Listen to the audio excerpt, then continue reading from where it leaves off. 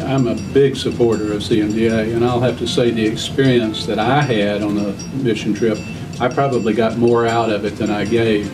To be able to share the gospel one-on-one and have someone accept Christ, that was a new experience for me, and it emboldened me to the point where when I came back, my practice was different. I'm a much bolder witness.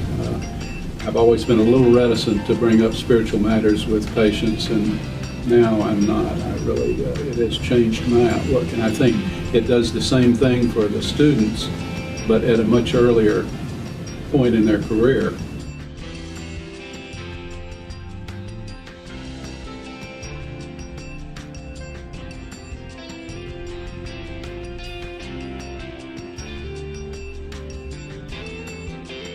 Well, I got this piece of paper, I think, in my mailbox that said free lunch. It was the Wednesday Docs Forum. A couple Docs Forums after that, at least, the free lunches went away, but I kept going and started to form relationships with different colleagues through CMDA and with a lot of the doctors as well. Rick Donlin spoke at the first CMDA Docs Forum, and I got to know him shortly after. He has invested time in me. He's prayed for me. Getting to know him, I've got to know a lot more that have just had a profound impact on me. It wasn't a pastor. It wasn't, it was these doctors that were saying, there's nations out there that have not heard the name of Jesus. We can have something so much greater, and we can have the joy of glorifying God, and we can take risks, and we can do things that again others think are kind of crazy or different, but we do it because we love God, and we love the needy, and we love the poor, and we want to take care of them, and we want to care for them because Jesus cared for them. There are two major ways that CMDA has impacted me for the rest of my life.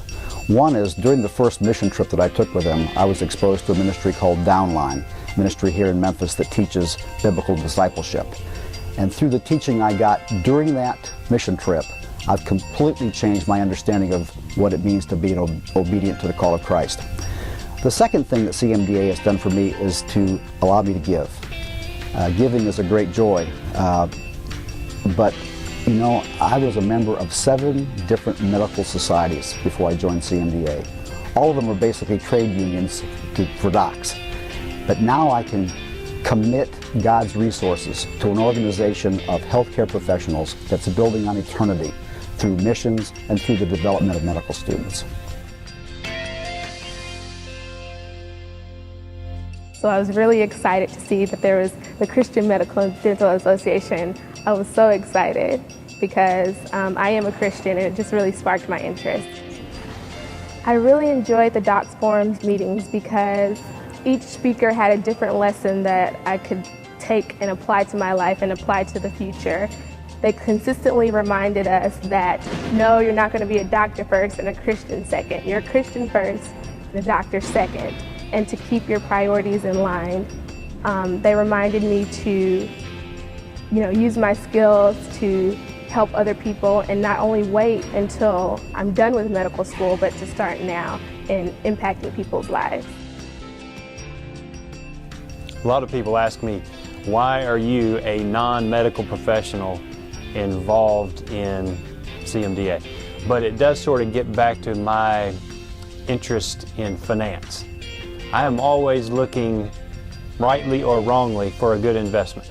And when I see what CMDA does, not only discipling the next generation of medical professionals, but also in defending the faith, reaching the nations with the gospel, and what they do locally for the poor and underserved of Memphis, I can't find a ministry that can compete in terms of return of investment on my time and my money.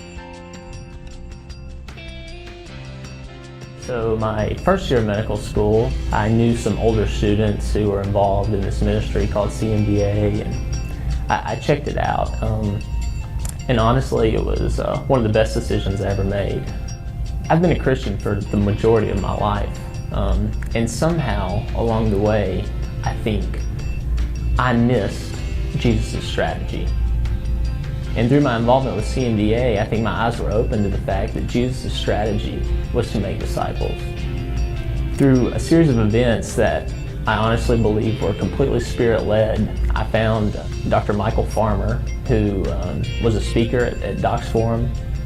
So what that turned into was a summer of me working with him, seeing his life, seeing how he practiced, and a summer of teaching, and also a summer of doing. We took 1 week and went to different inner city areas here in Memphis, and we just went out and told people about Jesus. And the amazing thing was that God allowed me to lead 6 people to Christ that week.